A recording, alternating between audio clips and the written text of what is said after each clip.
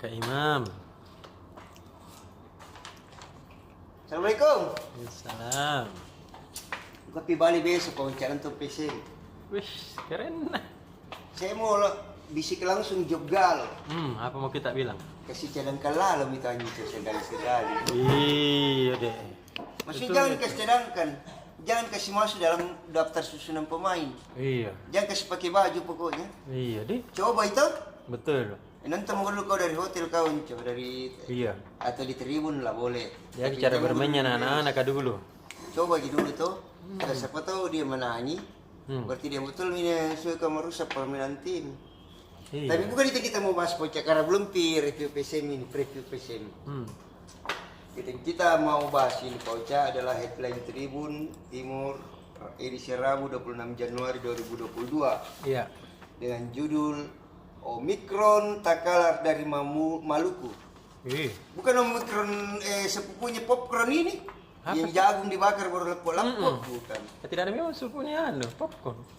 Omikron, popcorn, politron, megatron. Jadi kan begini Pak Meca. Waktu tanggal 20 Januari kemarin, ada warga desa Bonto Maranu, kecamatan Galesong Utara, selatan ya, yang dekat sana, yang jauh-jauh, yang daerah Bodia sana, Kabupaten Takalar, Provinsi Sulawesi Selatan, dinyatakan positif corona varian Omikron. Ini adalah kasus pertama Omikron di Sulawesi Selatan. Apa itu? Masih di YouTube ini nanti. Benda apa itu nggak suka apa ini? Ini kelebihannya dia. Iya. Terus kan pertanyaannya Poca. Iya. Kalau itu tanggal 20 waktu dia diidentifikasi positif, kenapa kita masih memunculkan untuk edisi besok Omikron ini? Karena tadi Sekretaris Dinas Kesehatan Sulawesi Selatan Dr. Bahtiar Basa menjelaskan hasil simpulan terkait kasus Omikron yang memapar NR warga Galesong ini, bahwa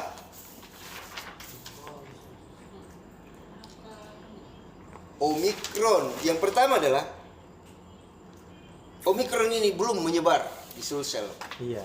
Kalau tanggal 20 si NR inisialnya, NR ini dinyatakan positif, hingga tanggal 25 hari ini tidak ada yang tertular. Iya. Termasuk 18 orang yang pernah kontak erat sama dia, keluarganya dan petugas puskesmas. Jadi kan begini Pak Moca, ini pasien sudah pulang ke kampungnya di Galesong sejak bulan Oktober. Dia dari Maluku. Tepatnya di Kepulauan Dobo, Pulau Kabupaten apakah itu Dobo itu kepulauan pokoknya dari Dobo Maluku bekerja di sana. Kerja di semacam industri perikanan begitu, tangkap ikan gitu-gitu deh, Iya. Dia sudah pulang kembali ke kampungnya di Takalar itu sejak Oktober 2021. Iya. Dan saat itu dia sakit-sakitan. Kondisinya bagaimana? Kondisinya batuk apa. Dia berobat jalan kan?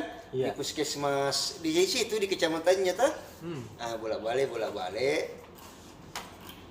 Hingga akhirnya dicoba diambil sampelnya, dinyatakan positif Omikron pada 20 Januari begitu. Iya. Makanya 18 orang ini adalah petugas medis di puskesmas yang pernah tangani dia, keluarganya. Tapi semua negatif. Semua negatif. Dan Pak Baso menyatakan Omikron yang ada di Takalar ini sudah dipenjara. Artinya dia tidak akan keluar dari Takalar. Jadi kan sejak itu tanggal 20 kan si NWNR ini dibawa ke rumah sakit daerah Pajonga Dengale, rumah sakitnya orang Takalar Rumah sakit paling besar, paling megah, paling mewahnya Takalar. Pak Joga ini pahlawannya Takalar Pak Uca, Iya, turut iya. membantu melawan penjajah di zamannya. Nah, Betul. kondisinya sudah membaik. Jadi masuk tanggal 20 itu tidak sampai 2 hari kondisinya sudah membaik dan memang dia termasuk OTG, orang tanpa gejala Ji sebenarnya Pak Uca tahu. Iya. Dia baik-baik saja Ji. Terus apa yang akan dilakukan di Dinkes Sulsel? Yaitu memperketat. Yang bisa dilakukan adalah supaya ini tidak menyebar adalah membatasi dan memperketat pengawasan di Bandara Sultan Hasanuddin maupun Pelabuhan Makassar. Iya. Artinya kalau cuman 1 Ji kasus Omikron di Sulsel, di Takalar dan sudah di penjara atau sudah di apa itu tuh supaya tidak keluar. Penjara. Iya, anggaplah di penjara tidak keluar. Artinya dia tidak akan menyebarkan ke orang-orang Sulsel lainnya. Iya. Apa istilahnya itu transmisi lokal gitu deh itu. Berarti supaya tidak ada lagi masuk orang luar yang dilarang masuk. Kalaupun dimasuk ketat tuh diperiksa segala macam. Makanya bandara dan pelabuhan Makassar termasuk ya harusnya kan juga pelabuhan Bajoe kan yang dari Sulawesi Tenggara kan. Iya. Termasuk pelabuhan Ciu Siwa juga. Itu Pak Moca. Dan untuk memastikan bahwa pengetatan ini berlangsung benar-benar ketat ya melibatkan polisi dan tentara gitu kan. Bukan hanya petugas medis, bukan hanya satgas. Seramnya di Kemudian yang Takalar. terakhir adalah lagi-lagi ujung-ujungnya adalah bagaimana mempercepat vaksinasi. Iya. Yang sudah 2 kali vaksin ya booster. Nah, kalau kita kan sudah 2 kali vaksin Sinovac tambah booster Moderna ya kita ya. 3 kali nih. Nanti ada mungkin 4 kali siap-siap. Tapi kayak begitu Pak Uca. Terus bagaimana dengan Kota Makassar yang menjadi ibu kota Provinsi Sulawesi Selatan? Iya. Pak Wali Kota kita yang kita kagumi, yang insya Allah akan menjadi kepala otorita ibu kota negara yang baru. Pak Dani Pomanto mengatakan, kota angin mamiri julukan Makassar aman. Dia sudah pantau lorong-lorong semua tidak ada. Aman negara. Cuma tidak boleh lalai tahu atau harus perketat pengawasan hingga ke lorong-lorong. Dan sampai saat ini tidak ada Omikron di Makassar. Iya. Ya begitu kata Pak Dani, Pak Uca. Bilang tong kita alhamdulillah Pak Dani. Alhamdulillah. Jadi itu Pak Uca ya yang anyway yang orang Takalar ini tidak terpapar di Sulsel, tapi di Maluku. Dia membawa dan dia belum menularkan ke orang lain, termasuk ke keluarga dekatnya. Begitu Pak Uca. Berarti tidak ganas gitu Mik. Tidak ganas. WHO yang saya baca di media saya baca WHO bahkan Luhut Menko apa itu dia ya? WHO bilang apa istilahnya itu kalau dampak penyakit ini lebih ringan Ji dibanding varian sebelumnya Delta tuh. Lord Luhut juga Pak Luhut juga bilang gejalanya Omikron itu cuma batu-batu jadi dengan flu. Omikron itu sampai Omikron ini jangan-jangan ini transmisi Sudiang. Ditularkan oleh warga negara Sudiang ini. Begitu tian Ji. Kan tidak menular juga itu sama anak. Jauh lebih ringan Jibeng dibanding kalau varian Delta dan varian sebelumnya Pak Uca. Dan ujung-ujungnya adalah selalu itu gampang sekali menular lebih cepat. Iya. Selalu ujung-ujungnya adalah bagaimana cepat vaksin. Dan anak-anak di Makassar kan anak-anak sekolah dasar sudah mulai vaksin kan. Anakku ini sekolahnya insya Allah tanggal 28. Dia melapor ke saya, ayah vaksin kayak juga. Saya bilang vaksin mau kena kah? Ini perintah negara. Bagaimana Pak Uca? Iya, tahu. Kita kan warga negara yang baik. Betul. Harus mengikuti perintah negara. Pak Uca.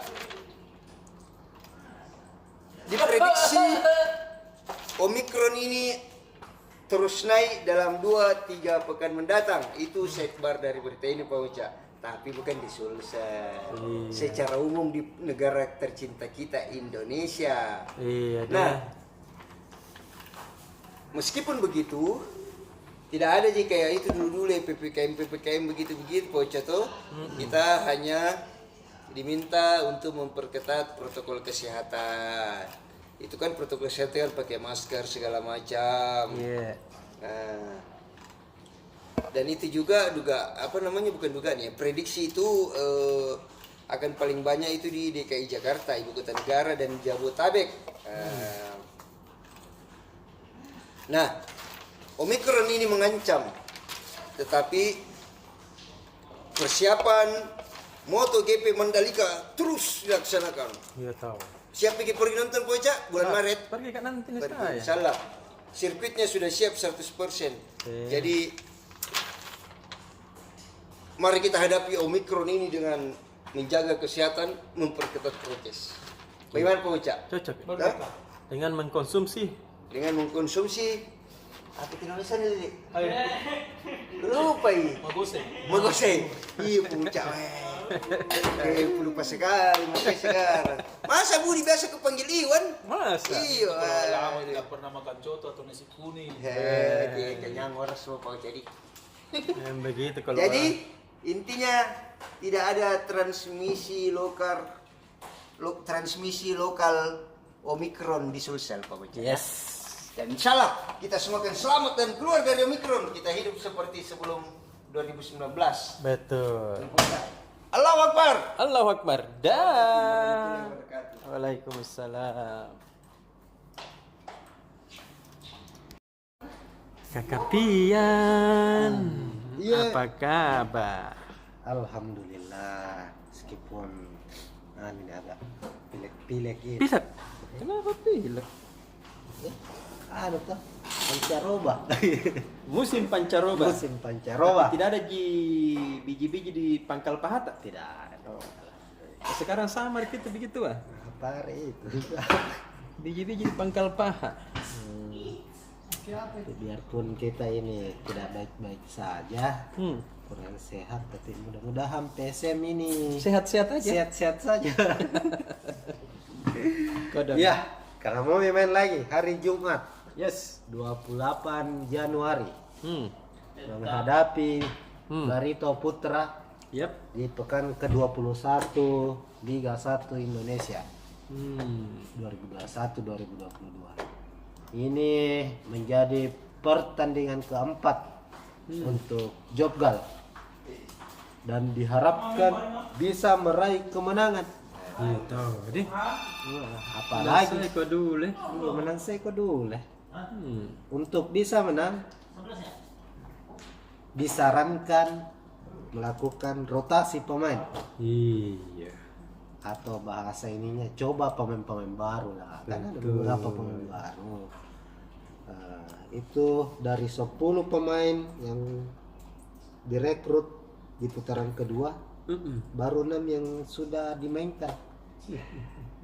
Masih ada 5 yang belum, termasuk gol-gol ini belum dimainkan ini gol-gol. Oh dede. Ada juga ini Aditya Putra Dewa juga belum juga main. Tadi bincang bola, makanya itu tadi dibahas, hadir tadi Deputi Menteri Pokom The Maxman, Kakak Ibnu, sama Deputi Mendagrinya Red Gang, Ikutan. Kakak Panjiri. Ini duet yang cukup ya mudah-mudahan saran-saran dari para supporter toh Iya tahu. bisa didengarkan lah. Kita berharap permainan PSM jauh lebih baik Yes. saat menghadapi Barito Putra nanti, dan ya apalagi harapan tak kalau bukan kemenangan. Betul. Sederhana gini Sederhana permintaan. sekali Cih. Gitulah. Itu mah kalau PSM. Ada juga bertanya ini soal pelantikan Pordasi, Apa itu Pordasi? Persatuan Olahraga Berkuda Seluruh Indonesia, Sulawesi Selatan.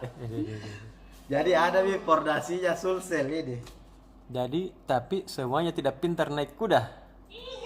Jago jika ya. Jago jika ya. Cuma masalahnya tidak ada pejuang kudanya. Iya, bagaimana tahu itu Pak Gupe? Lahan kan di situ ya. Kaja itu pas pas pelantikan dihadiri sama Pak Sekda Iya. Pemprov Abdul Hayat Ghani, itu memberikan inilah bahwa dalam waktu dekat Pemprov akan memfasilitasi membangunkan pacuan kuda. Dalam waktu dekatnya nih Pemprov berapa berapa lama, bukan di 6 tahun 10 tahun. Untung itu dijanji kita, Iya. masa mau ditepati lagi, gitulah Iya bahasanya. tuh, Dik. Soalnya kalau bukan yang pacuan kuda di sana diperbaiki di yang mana sana Orang Tambung, Iya. ya cari mungkin lahan lain tuh. Karena Karena Sehari masih luas. iya Pantai Losari bisa, masih sengketa di sana juga. Oke, begitu untuk halaman PSM. Yes. Halaman kampus satu Mohri, ini langsung saja terkait pemilihan rektor Unhas. Iya seru nah ini. Tadi itu sudah pencabutan nomor urut. Prof Parida, Dekan Fakultas Hukum sekarang nomor urut 1, Prof Budu, Dekan Fakultas Kedokteran nomor urut 2, Prof Jamaluddin Jompa, Dekan Sekolah Pasca Sarjana, dan juga Guru Besar Fakultas Kelautan Unhas nomor urut 3. Itu akan memperebutkan 17 suara. Pemilihannya nanti dilaksanakan hari Kamis 27 Januari. Jadi 17 suara. 17 suara Majelis Wali Amanat, 16 suara dari unsur pokoknya 16 suara itu satu-satu jadi tuh. Termasuk Pak JK ada satu suaranya, Pak Irul Tanjung, Pak Saprudin mantan Wakapolri, Iya. satu suaranya, dan ada satu suara bernilai bobot 35%. Ini suaranya menteri nih. Iya. Jadi ini senilai 9 suara. Itu satu suara itu diperebutkan nanti di pemilihan. Jadi biar kau dapat semua gitu. Nah, Tapi kau tidak dapat gitu. jika tidak dapat menteri, Ai. waspada kok. BEM juga, ketua BEM juga ada suaranya satu. Wih. Untuk pertama kalinya ini, Kita bagus nah. ketua BEM dapat suara dalam pemilihan rektor Unhas periode 2022-2026. Kentara ini. Kalau ditahu mi di fakultas apa ke ketua BEM, enggak jauh gitu. Tidak jauh, kita tidak tahu ini dari Iya. tahu ini.